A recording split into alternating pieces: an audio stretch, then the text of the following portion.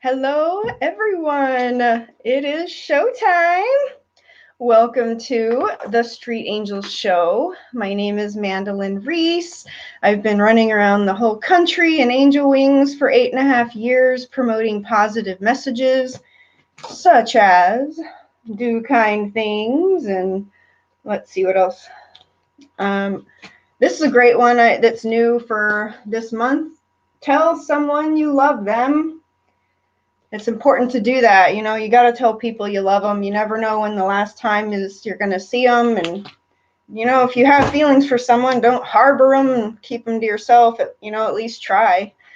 So very exciting, special topic today. But the purpose of my talk show has always been to help others and help to guide and give advice, enlighten people, talk about spirituality and cool stuff.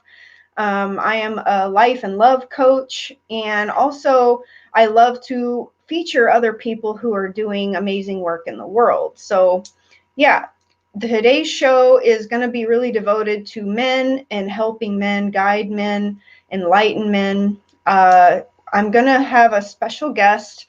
His name is Adam Tutor, and he's a mentor for the masculine. So he offers one-on-one coaching for men, as well as he's got an upcoming workshop that we're going to be talking about. It's like a 7-week program that you can be a part of for your own personal growth. So if you or someone you know who could benefit from some coaching specifically to enhance the inner divine masculine, then make sure you reach out to Adam Tutor.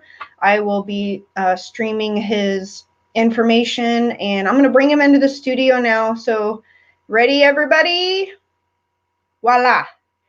And this is Adam, but he's on mute. Unmute yourself. There we go. Okay. Welcome. Thank you so much, Mandelyn. I appreciate it. Yeah. So I met Adam in one of the most spiritual centers in my town. So in my town, there's hardly any spiritual places. There's just not much to offer here. And I happened to go to a service one Sunday, and there he was. And we started chit-chatting about other things to do, like spiritual stuff. And so that's basically how we got connected. And then I saw what he was doing in the world, and I was like, well, I got to interview him because I know that you've got some sort of really cool things to say that could help open men's minds and coach them. So why don't you tell us a little about what you do and what's coming up for you with the workshops and stuff? Yeah, beautiful. Thank you so much.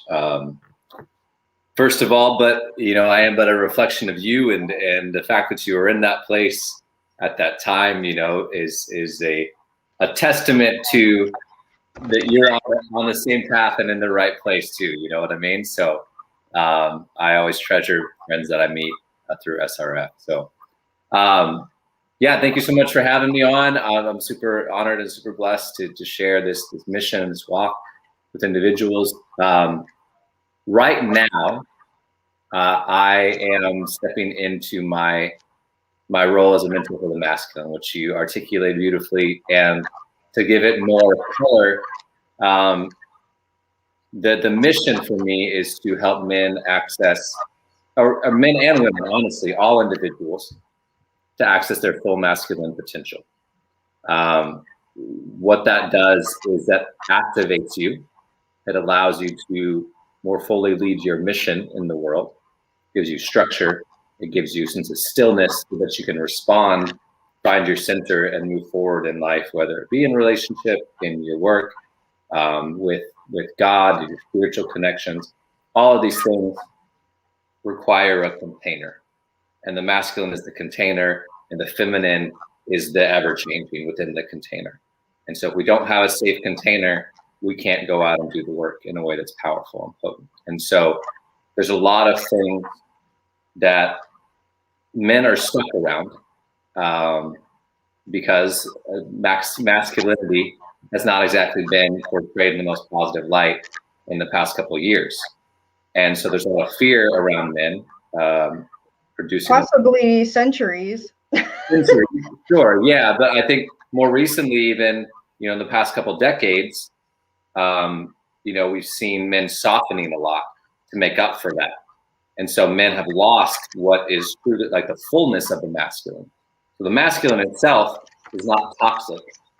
The masculine in its deficiency or its excess is toxic. And so, these are things that we look at in the work that I do, both one-on-one and in the group program, through the archetypes. So I do archetypal work with the men around king, warrior, magician, lover. And these are aspects of who we are that have been passed down over generations, since the beginning of time, really. This lives within our DNA, and it's if we choose to access it or not, because it's going to manifest somehow, and we get to choose if it's in its fullness, again, or in its excess or deficiency. And so the program is called Accessing the Mature Masculine, and we spend a week looking at each archetype.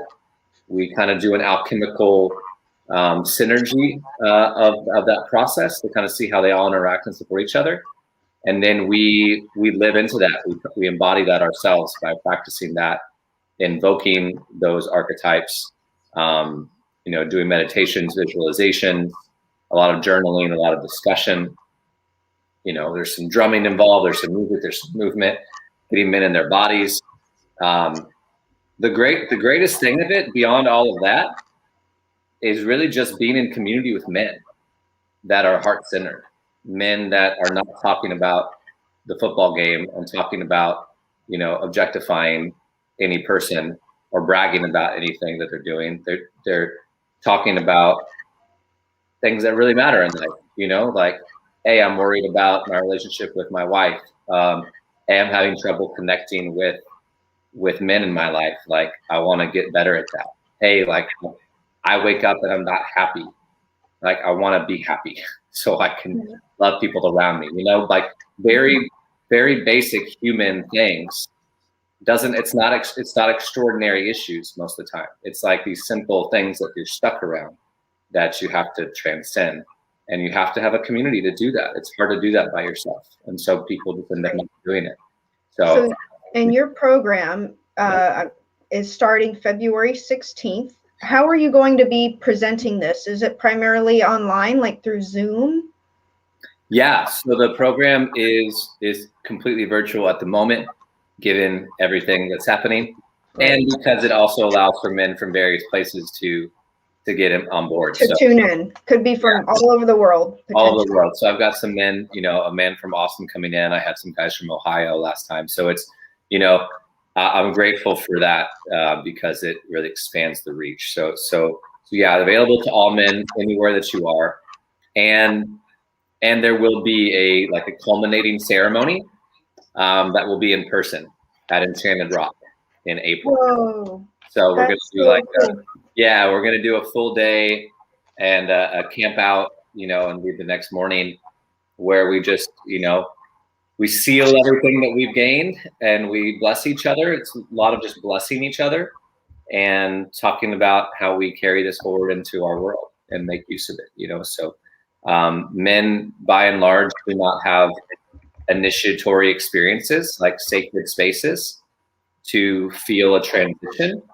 They're kind of forced through it in different ways. And so the attempt is to offer something that is the beginning of that experience for them, so that they can really say, okay, I'm ready for this path, or I'd rather kind of stay asleep, Okay. Yeah. I like how you said that. And I do believe, I have been a extreme social butterfly. I have been to a gazillion events of all shapes, sizes, kinds, amounts of people, types of people, ranging from like straight up people in like demonic outfits. That was a Halloween event, but it was like crazy themed, all the way to business professionals of all kinds, and crashing these different events. So I have experienced a lot of different kinds of masculines in my, and I would say I would love to see some more awakened men, some more heart-centered men in the world.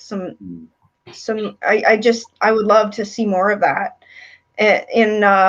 sometimes I hear it called the distorted masculine, where, men are, they have some woundedness and brokenness from their childhood, or they were abused or harmed in some way. And I think, men can almost be more resistant to healing work than women, just because men are trained to be strong and trained to shut down their emotions from a young age and don't cry and don't shed tears and don't show weakness. You're trained to be that king and warrior, right? A lot. And so it's like, for a man to have a container, a safe space where you're actually learning to tune into that and grow, and I think is wonderful and beautiful. And that's why I was like, we got to promote this and see if we can get more people interested in this kind of work for their own growth. Because I do believe, like you said, once they can learn some tools or open other facets, it's going to manifest beautifully in their life. Looking at things differently, reacting differently from a heart-centered place, or you know what I'm saying? Yeah, I do know what you're saying. Yeah. Yeah, that's exactly, like, we need to spread the word that the ideas of what is a man and what is masculinity, we need to redefine that for people, so that they know that not only the men in their life, but the women in their life are actually seeking something different, even if they claim to, like, be attracted to the bad guy or whatever, right? Like, these kind of things.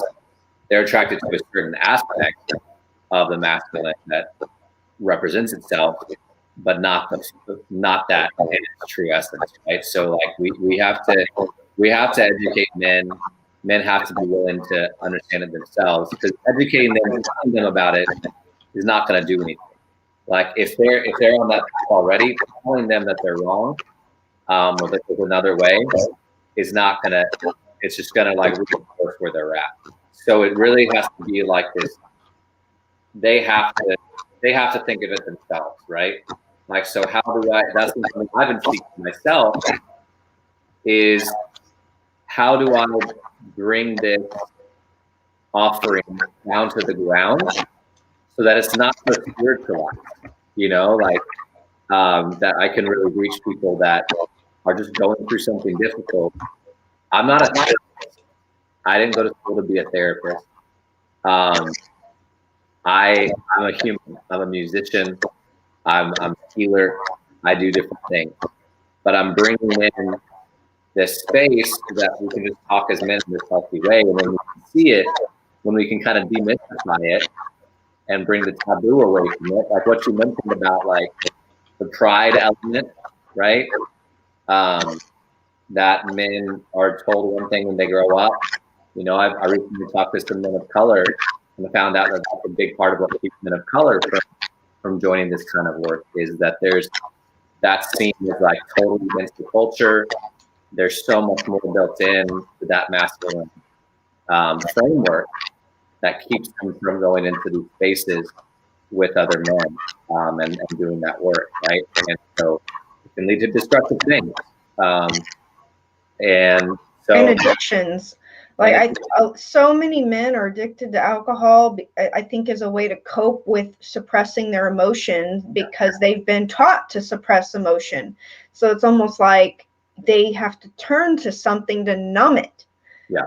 And a lot of times alcohol actually does bad things. Like, it brings out a like a worse side, or it could actually bring out an angry side. It's an interesting thing that alcohol can actually do. I don't know, but I went ahead.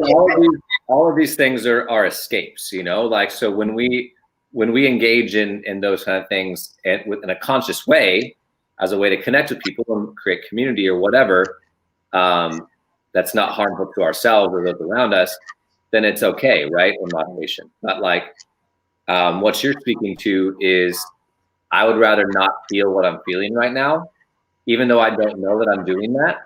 That's what I'm doing. And so this thing, and it doesn't have to be a substance, right? It can just be, like, tuning out and, like, just not doing your mission, like spending all the time like gorging on YouTube or whatever it is, that takes away your joie de vivre, you know, like it takes away your reason for living. And you don't have any spark in you. There's no purpose in you. And so you fall flat when you come into the world. And so, no doubt you're depressed if that's the case, right? Because you're not tuned in with what you want to be doing. And so there's a lot of stuff that goes, you know, into that, which a lot of it's trauma based, a lot of it's, you know, father, mother stuff from childhood that we choose not to look at because we have no one to guide us. You know, like if you're working a job like from 8 to 6 every day and you come home and like you've got 3 kids, you don't have time to think about going and doing like self-improvement work for yourself because you're exhausted or you're taking care of your family and you're in survival mode, you know? So it's like, that's kind of a goal somewhere down the line, is to be able to like serve men in those places as well. Because it's a privilege to be able to do this kind of healing, right? And to give yourself that gift of healing. And I get that. And so, but those are the men that need it the most, you know? And so that's definitely a pipe dream down the line. And, you know, people have to make time for self-care. They have to make time for coaching and healing, and like you just basically have to force yourself to do it. And I have a prime example. Like, so yesterday, I saw an event that there was supposed to be a group meditation on Meetup which was going to be through Facebook Live. And I was like, okay, I'm going to do it. And I click on the link, and I guess whoever was going to host it must have forgot or didn't bother. It wasn't happening. So I was like, well, you know what? I made the effort to sit here on my bed and try to do this meditation. Dang it, I'm going to go do a meditation. So I went to YouTube and I like literally pulled up, I'll show you guys, like you can just go to YouTube and you can like look at free healings. Can y'all see that? Is it showing? Yeah. Okay, good. Yeah. You just go to YouTube. There's all sorts of free meditations. And I picked this top one here and did it. And it was really wonderful. So that's just a quick tool I wanted to show everybody, that it, you know, make time. And there's short meditations. There's long meditations. I would say doing these free meditations actually helped save me when I was doing my mission all over LA. Los Angeles is an insane energy. So it's like, and doing what I was doing, attracting a lot of attention and trying to like be a light worker, I had to meditate to bring back to my centeredness and to heal. Plus it was a very damaging environment. So it was really helpful to heal and tune into that energy, because it's really powerful when you meditate, the energies that you can tap into to bring so much more happiness, inner peace, like gratitude, love, all kinds of things, you know? Yeah, amen. You know, what I like to think about in terms of meditation is, you know, like for those who say I don't have time to do it, right? Like that's the biggest thing. I don't know how, or I don't have time to do it. Like if you want to look at it from a quantitative standpoint, think how much time, like if you start your day off not in the right way, ungrounded, and not at your center, and not at your best, and without the impact that you need to complete like your work in that day, when things come up, it's going to throw you off pretty quickly, right? And you're going to have to spend a lot of time for that energetically, emotionally, whatever it may be, right? If you spend the 10, 15 minutes in the morning taking care of that, then you're in that ground, you're in that place, and you get way more done than if you have not spent that 5 minutes in the morning, right? The more time you spend, the more prepared you're going to be, and I think the more you'll get done, right? It's hard to like see it from a quantitative standpoint until you practice it consistently. And so, you know, that's what I try to share with people who are afraid of meditation, or, you know, think they don't know how to do it, or don't have time to do it. Like that practice in itself Yeah. will change so much. Because what we're seeking with men when we plug out, when we tune out from the world, and we sit on the couch and do whatever they do, right? We go off into the wilderness. We're seeking stillness. We're seeking emptiness. We are seeking relieving ourselves of the burden of having to provide something for someone.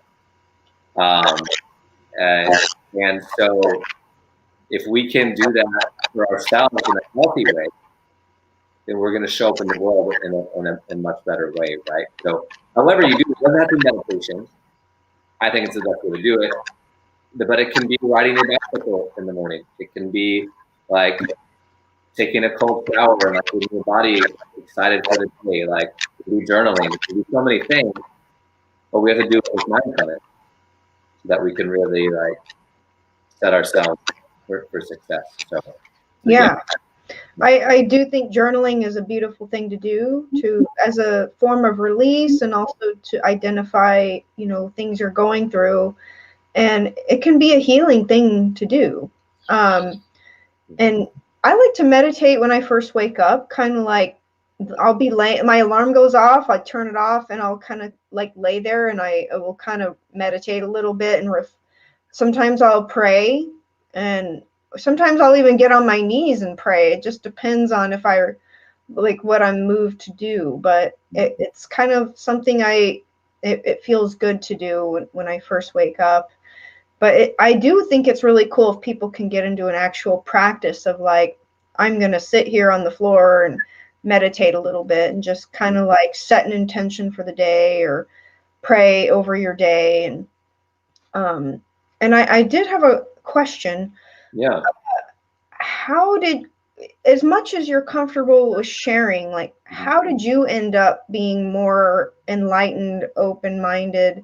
And also, I'm kind of having a little hard time hearing you. I don't know if it's something with your audio or if you could get closer. I'm not really sure, but I was just curious, like, what did you go through to become like you are more open-minded as a divine masculine? Yeah, beautiful. Thank you. Is the audio better now? Yes, I think. So yeah, for me, first, I'm very humbled by the term enlightened. Several people have asked me this in the past like week or so, and I'm very humbled by the term enlightened. I'm always learning and I'm always uncovering.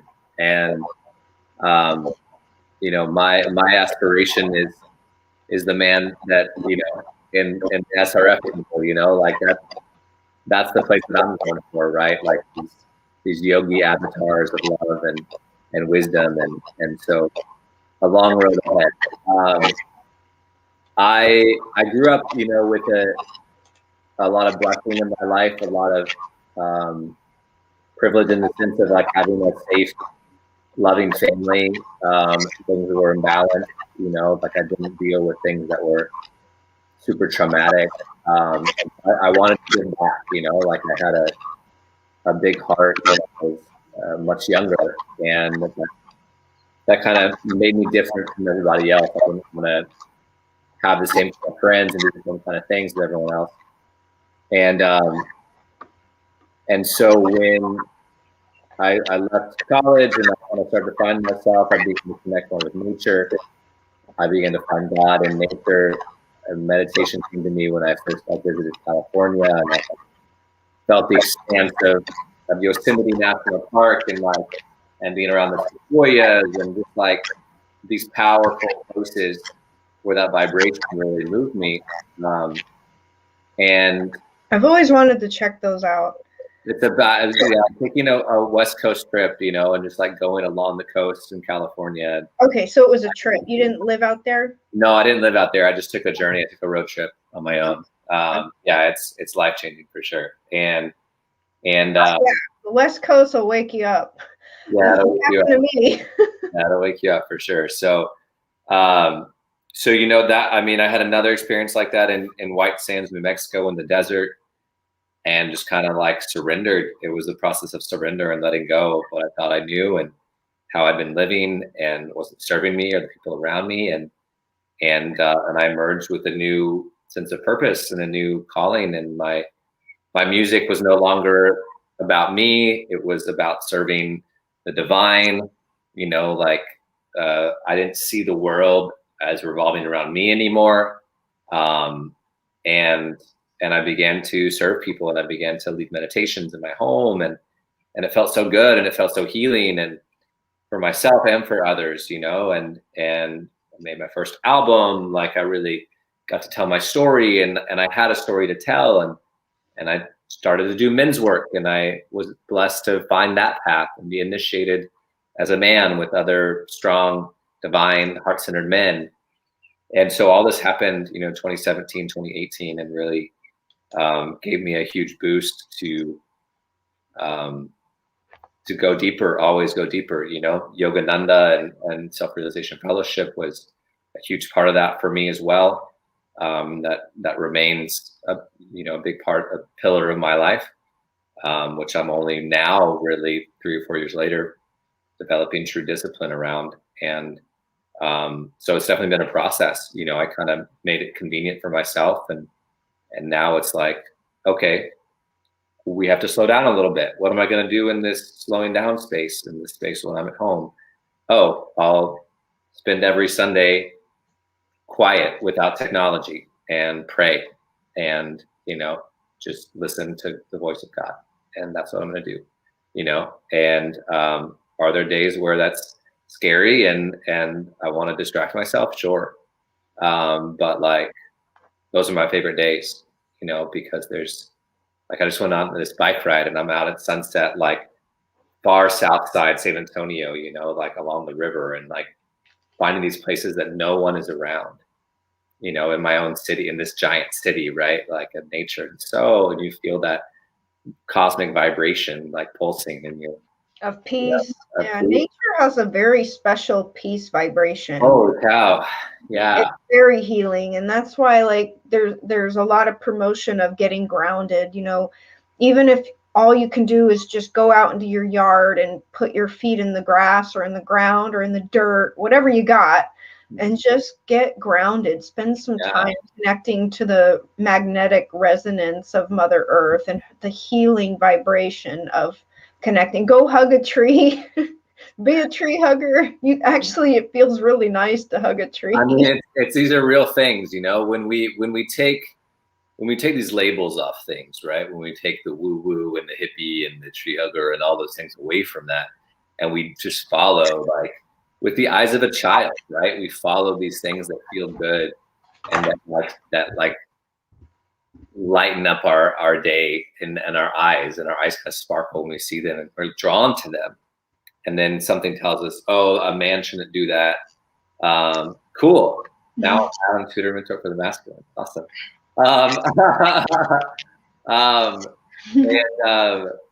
Yeah, so like when we take off these labels, right, and these preconceptions of who we're supposed to be, like our roles that we play, when we divest ourselves of these roles, when we see the world through even-mindedness and presence, then all of these things become a gift, and we're drawn into that space without having to prove anything to anybody, without having to impress anyone, without any attachments or expectation to things. I'm not saying I'm perfect at that by any means.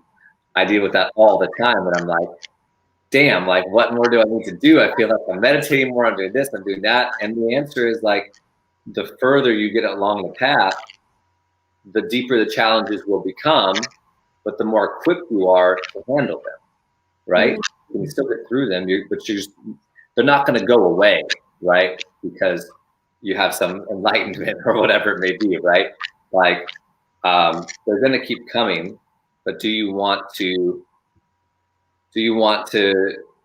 transcend beyond your present problems and have more difficult problems, because that means you're going to bigger and better places and you're serving more people, and like you're ready for that, and you have a resilience for that, and so things don't phase you as much, you know. Like, I wonder, like, the mindset of like people in places of power, you know, whether they're celebrity or politicians or community leaders or religious leaders, whatever it is, like wondering about their capacity.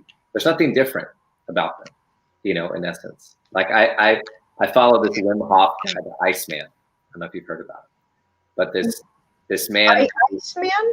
He's called the Iceman. His name is Wim Hof. He's from the Netherlands, and he's known for like these wild feats of exposing himself to cold temperatures, like hiking Mount Everest without, a shirt on, and like without oxygen, like being underwater for a long time. Like these things that he does, that he controls his body temperature, and he can expose himself to things for a long time.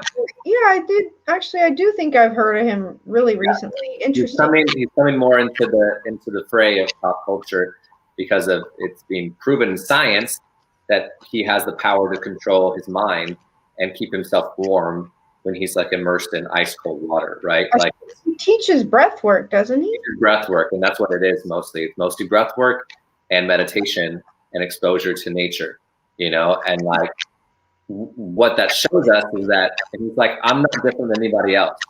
Like I wasn't born with any special DNA. Like I believed in these things.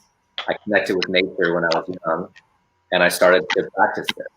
And now I can share it with the world, and you can do it too, right? So it's like we all have the capacity. Are we willing to believe in it and continue to open and open and open more and more and more to say yes to that? Because what happens when you say yes to that is God answers. The divine answers, whatever you want to call it, whoever's tuned in, whatever your beliefs are, right? Good things are happening to you. It's not all you doing it. Like more and more science even is declaring that, right? There's always incredible things in the universe, that there must be some magnificent design to the things that happen, right? When we say yes to that, then we're accountable to that. Like when the prayers start being answered, if we don't receive them, that creates this really interesting paradox in your life, right? Where, okay, I'm praying for this thing, great, I got this thing, but I don't know what to do with it. I'm not worthy of it, so I'm gonna throw it away. But then I'm gonna ask for it again in another way, and then not receive it again. You know what I mean? Like, so how do we keep opening up for that possibility in our life of getting the things that we need to be of service in this world and to really please ourselves? And that's a big practice. We have to remove so much. And to remove all those things, we need community. That's what this work is about. Yeah. And I really appreciate how you had mentioned that, to be of service to others. And that's why I put the poster up right behind me, service to others, there is no higher purpose. It's almost like find out what your gifts are and share it. Yeah. And however you can be of service, whatever your strengths and gifts are, and how they can manifest in the world. But I think ultimately, we're all here to be a part of the big giant puzzle, which is humanity. We're all an individual piece. Yeah. We all have something to share to this world, or some purpose or something. Mm-hmm. And did you want to maybe elaborate on what does it mean to do men's work, or do you think you kind of already covered that in the very beginning? Yeah, no, I'm happy to re-articulate it. Yeah, thank you.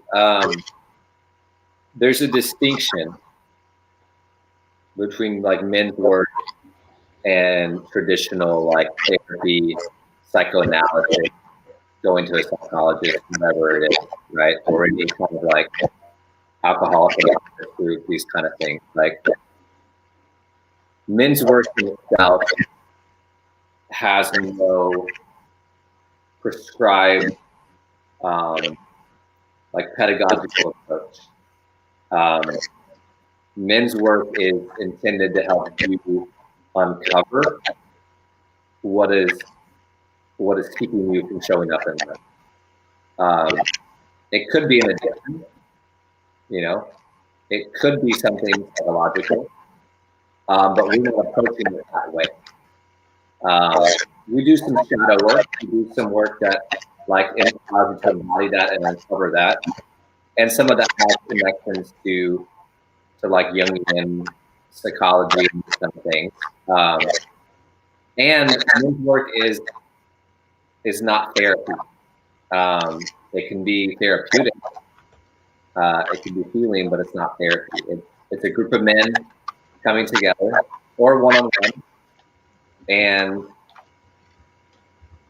authentically communicating, sharing their heart, releasing their fear, getting angry. Can I say a bad word in context? Is that okay? Okay, I'm just checking it. Like working through your shit, like getting the shit out of the way so that you can see more clearly. So when we come together, we can release it all and take space. And that may mean being angry. That may mean like reenacting things that have impacted us. As a way of release. We have to release things. So it's a safe place to release. And men's work too, what I love about it is it creates a sacred container.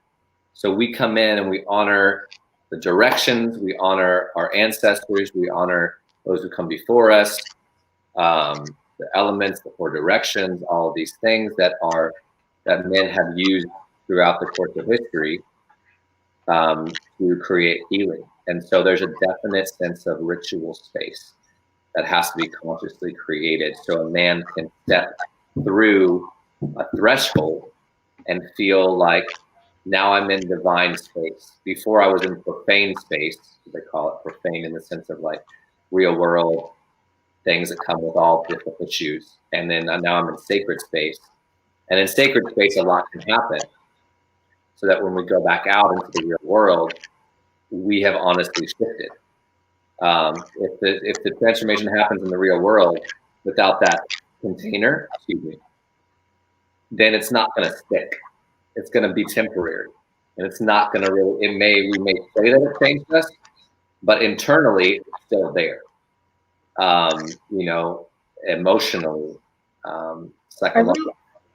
I really feel like if men have the courage to enter this type of program and commit to trying it, just try it, I really think they would be in for a real treat of self-discovery. It's like when they're going into it, it's like the caterpillar going into the cocoon, the sacred container for change and metamorphosis. And then by the time they're done with this program and, completed this work through the enchanted rock experience and everything, they're going to be like male butterfly, divine masculines, like they're going to be changed. They're going to be shifted. They're going to be in a new level of reality. Yeah, I love that you use the butterfly. The butterfly is a spirit animal for me. So that's very beautiful that you chose that metaphor.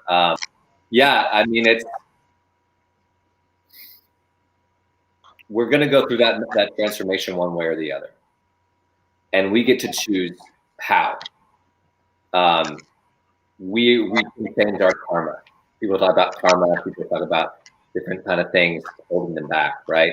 That have been passed over from different people. We have the capacity to say, okay, I'm aware I'm going to have to go through this dark night of the soul. I'm aware I'm going to have to go through some kind of pain in my life. If I already feel that coming on, instead of waiting till I'm at the rock bottom to do it, like we see all these movies of people going into recovery groups after they've finally done the worst thing possible, and then they come out of it or whatever it is. Like, what if instead of reacting, we're proactive with that, right? We respond instead of react. There's a big difference between responding and reacting. Responding, so true, like responsibility, right? When we respond, we take responsibility. When we react, we kind of deflect responsibility, and it's not going to be as impactful for us. And so that's kind of the invitation, is like, if you're tired of living in that space, like disconnected from yourself, from the people you love, from your mission in life, from feeling a lack of energy and like purpose. Like, a man needs purpose. A man needs his mission. Without a mission, he can't provide for people. He can't provide for himself, and he doesn't contribute anything into the world. Like, if that's the kind of man you want to be, cool. Stay where you're at. You know, if you're wanting and willing to do something more than that for the people that you love, for yourself, most importantly, but for everyone around you is going to benefit from that. You know, like, let's get on a quick call, you know, like, you don't have to sign up for the program right away. Like, let's have a conversation, you know. What would you say is the most common excuse for like having fear against, you know, doing the work, this type of work? Yeah. So the most common excuse is it's either I don't have the time or I don't have the money. Very rarely do I find a man that's just like not, if he's not interested, he's not interested, right? That's one thing, but like, and it may just not resonate with where he's at. But by and large, what keeps men from like coming into the programs that I run, and it's been happening a lot, is fear around the financial commitment, and fear around actually creating the time and space to do it.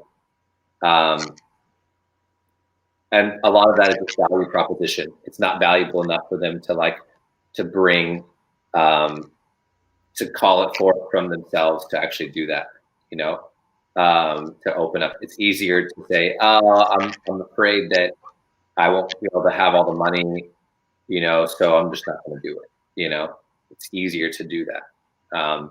What happens when you do that is you continue to imprint upon yourself the same kind of responses that allow you to make excuses in other areas of your life. Chances are that's showing up in your relationships, in your work, in your relationship with God, and anything that you have to commit to. That's going to come up, right? So it's like it's a chance to like shift how that happens. Because here's the bottom line: like, I used to have fear around money, and maybe I still do a little bit. But when I got into my first coaching container, I was like, wow, I can't afford that much a month. Let me tell her what would work for me in order for me to do the coaching container. And if she says yes, great, I can do it. She says no, I've spoken my truth, and I know I was honest about it, and I don't feel bad about it.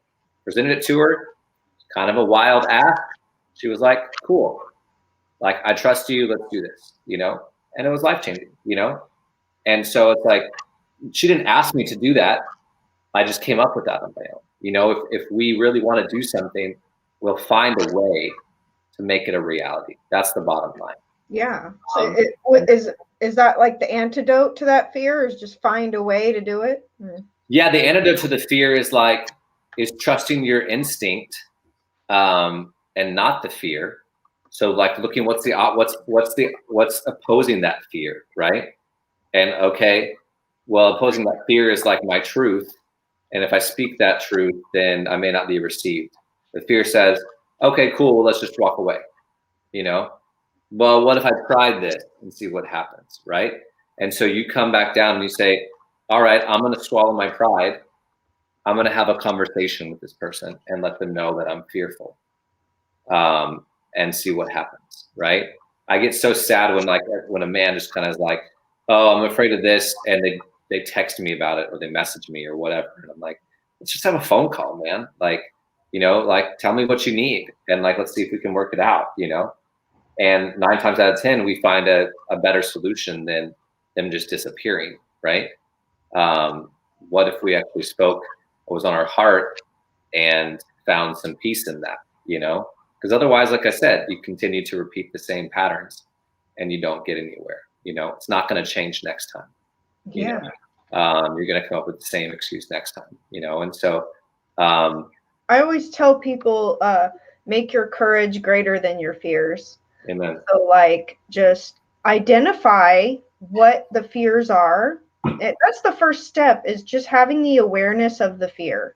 Yeah. Because once you have the awareness of the fear, then you can take the steps to combat it, reverse it, conquer it, face it, whatever term you want to use, but just trying to work through it or beyond it. And I think fears are natural. They're just kind of always there.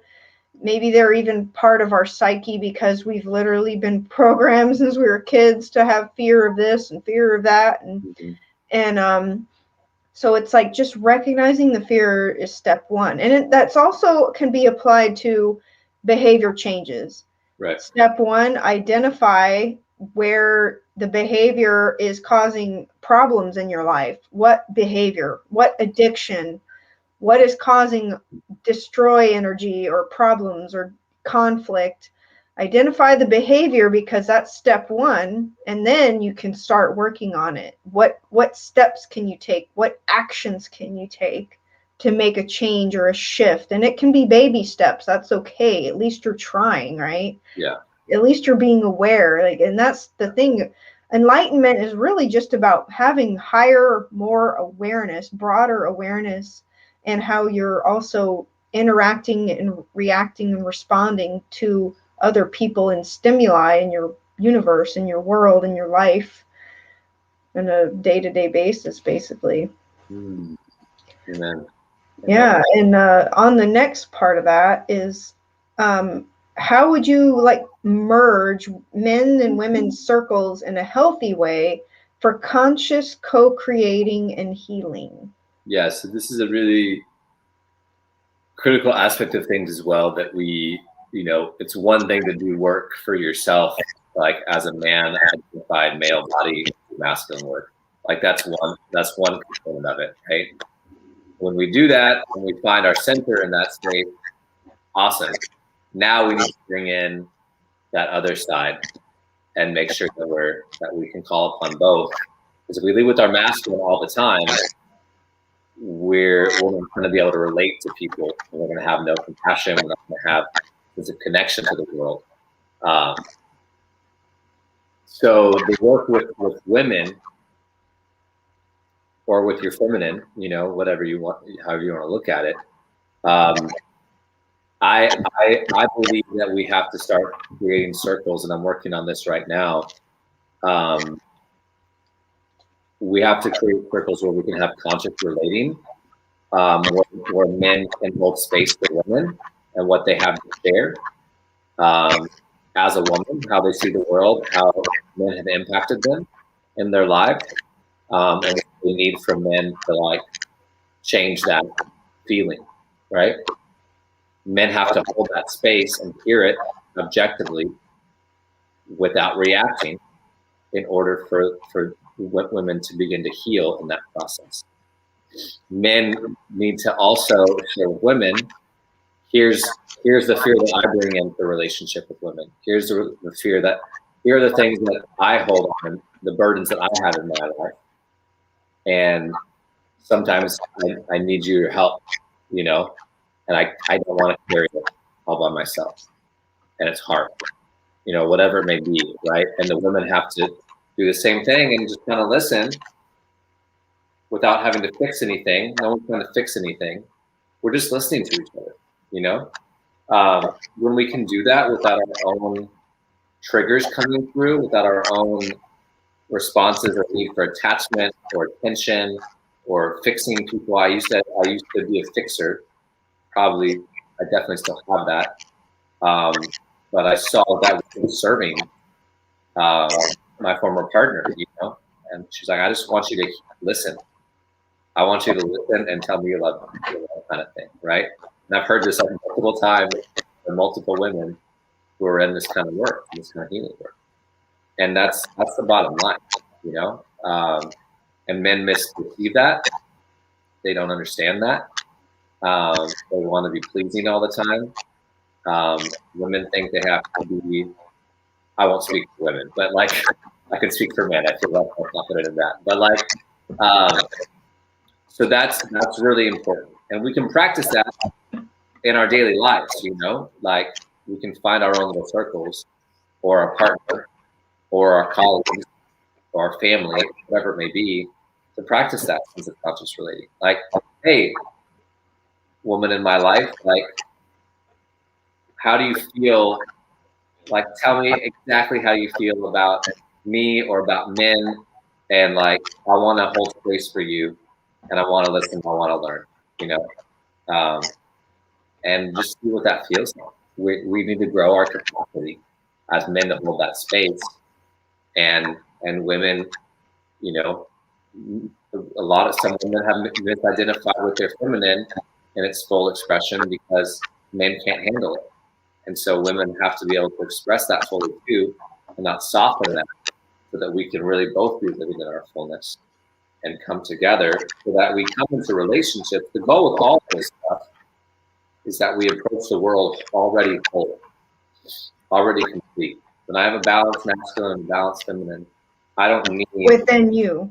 Within me, exactly. Thank you for clarifying. Yeah, within ourselves, then I can show up in relationship with my new beloved without needing anything from her or him, whatever it may be, right?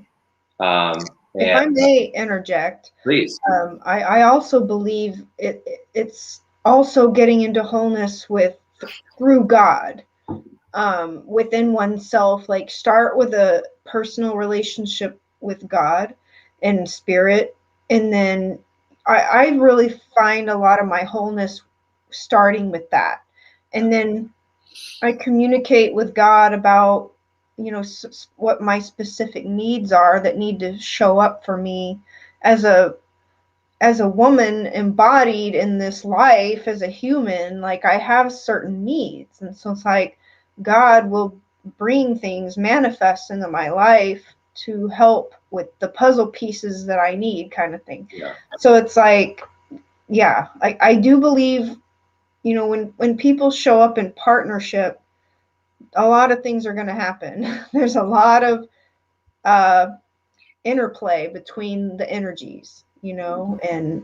it's important as best you can to have a safe container in partnership where you can talk to each other. Like, communication is key, and communication, negotiation, compromise, whatever you want to call it. But as long as it can come from a space, heart-centered space, and have that friendship vibe, that safety vibe, that comfort, that you can talk about your feelings, and then, you know, you can direct your relationship from those places, you know, of being able to talk through things in a loving way instead of reacting or being trigger fights. You know, it's kind of like, try to be a mature masculine, as your program is like about, you know, having a more enlightened place. Mm-hmm. So yeah, I mean, you know, what you're speaking about is the ultimate masculine, right? The creator, you know, the magician is the, you know, I mean, the ultimate magician is God in its highest form, right? That masculine aspect, and the divine mother, right? Like, those co-creative energies that birth the universe. Like, if we don't have a relationship with, if that's out of whack, you better believe, like, all the other things below that are out of whack, right? Like, if we've disenchanted ourselves from God, or any kind of spiritual relationship, I believe, this is my opinion, but like, it can be a lot harder to tap into the full essence of that which is manifested on earth, right? Through womankind, through mankind, through the feminine and masculine manifest physical form. And so until we develop that relationship with something higher, everything below that is going to be impacted, for sure. So I have your email streaming below. Cool. For people to message you if they want to ask you questions, find out about your one-on-one coaching options and your program for men starting online virtually February 16th. Is there anything else? Like, do you have any a website, or not yet? Like, more just yeah, I have a website. I just don't have my men's work up there yet. Mentor for the Masculine is my Facebook as well as Instagram. Mentor for the number 4, the Masculine. And so I have a community online, Facebook and Instagram through that, where I post a lot of my work and information on that. It's here on Facebook. There it is. There's a video that kind of explains, what this work is about. So you're interested in the video. Yeah, I was actually thinking, would you like us to play it? I mean, Sure. we're kind of getting to the end of the show. Let's do it. Yeah, that'll kind of cap it all out. Let me see if I can make.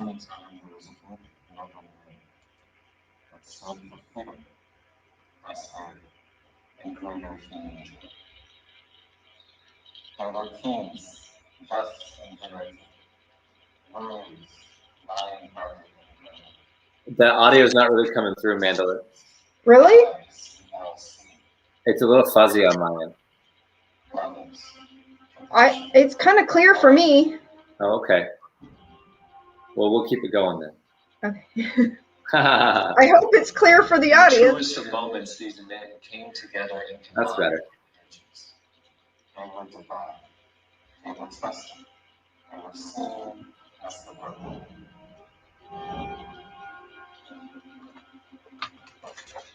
In our recent history and still today, the sacred alchemy has been a great part of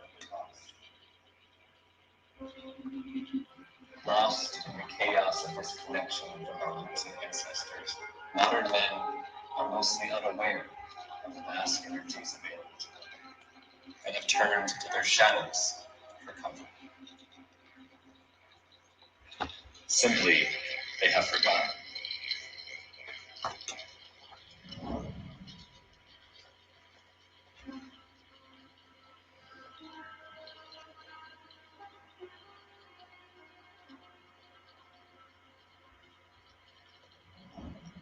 My name is Adam Tutor, and I'm a mentor for the master. My mission is to support our individuals in accessing their full mastery, allowing them to expand in love, abundance, and success every day, and inspire others to do the same. The archetypes of king, warrior, and magician are tools to identify where you stand as a leader. How are you showing up in life? What would your king, mother, sword, partner, and what would your warrior do in that difficult situation with your lives? How would the magician be able to decipher to make that big leap and at last follow your dream? When does the little boy in you need to be held by your mother and told, you are enough, you are worthy? Through working together, you will receive tangible rewards that will show up mainly in practice, and intangible rewards that will bless you in several times as you grow and refine into your greatness. I am only here because other men have lifted me up. That is the bliss from the Are you willing to reach out for support? Are you willing to do the work? Are you ready to access full mastery?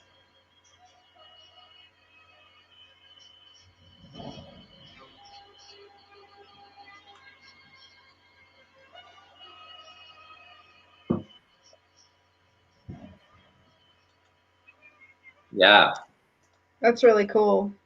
I appreciate it. That was a really great video. Like, somebody put it together for you? Yeah, shout out to Benjamin Kirikoff of Inspire Films. He's out of Austin.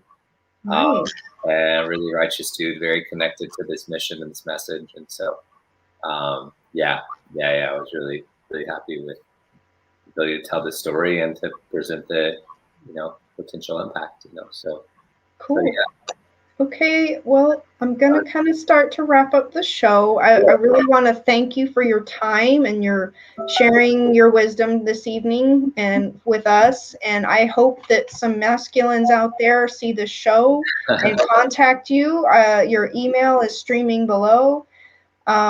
Just talk to Adam, you guys. Like, have the courage to reach out, get over your fears, just send your inquiries, your questions, get quotes, figure out the time, make the time for yourself and your self-healing and your growth. And yeah, so I wanted to promote a couple of my things. So I don't know if you would like to stay and listen to that, or if you'd like to go and say good evening, or Sure. I haven't eaten dinner properly, so I'm gonna retire. But I'm so grateful for your presence, Mandelyn, and the work that you're doing to bring light to the world. So thank you for tuning in. Really appreciate you, and blessings to all the men and women out there listening tonight. Cool. Well, thank you so much. All right. Well, have a great night, Adam. Thank you, Mandelyn. Blessed be. Bye-bye. All right, everybody. I just wanted to say I hope you enjoyed the show. Thank you so much for your time watching the show. I hope you really got some golden nuggets of wisdom and guidance and advice out of it. If you're interested in seeing me, the Street Angel, I do in-person healing work. You can contact me on my website, but I do all sorts of shamanic healing and sound therapy tools, different prayers, very healing, cleansing of mind, body, spirit. But yeah, just mainly San Antonio, Texas for the in-person stuff. If you'd like to try my healing stuff from a distance, I offer a healing CD. And I could also send you the actual audio files if that is easier, if you don't have like a CD player. But this is the actual CD that you can order from me on my website for $25, which includes shipping, and that's in the United States shipping only. Let me know if you're out of the... I have had people from out of the country contact me for stuff, so I just had to basically charge them extra for international shipping. But this healing meditation that walks you through each one of your chakra energy centers to clear blockages and heal old wounds, traumas from your childhood, all kinds of interesting things that happen when you fill up with the Holy Spirit and go through that guided meditation. And it also includes sound tools. The sound tools help to balance your mind, body, spirit vibrationally. So, and also I have a angel relationship guidance deck, and this is not oracle or tarot type cards. It's actually a life tool to help you guide your inner voice for your choices in your relationship and identify things that need to be worked on. So if you are interested in my angel card deck, just contact me and I will have it up for sale on my website as soon as I can get it coordinated. But yeah, so it's a really beautiful deck. It's very professionally created. So yeah, pay attention to feedback from your trusted family and friends about this person and your relationship with them. So it's an example of one of the cards. But yeah, so I also include angel yes no cards, so you can... sorry, I have ink on my finger. Angel yes or no cards to help you with individual choices and things like that. If you can't decide for yourself, you just pray over it. And so yeah, if you're interested in that product, just contact me through my website, thestreetangel.com. You can order it that way. Okay, everybody. Also, I would love if you want to send me a donation or something. If you got something and juiciness out of this episode, I would love any financial support or just appreciation. If you'd like to send something my way as a blessing, and I'll send you something back in return if you want. I have little bracelets and things like that. So thank you all for the support and watching my show and sending you all blessings. Oh, and I do love and life coaching, so that's also available on my website if you'd like some sort of one-on-one session with me. I have a special right now for $29. If you'd like a $29 life and love coaching session, just contact me on my website. Okay, everybody, good night. Bye-bye. Till next time.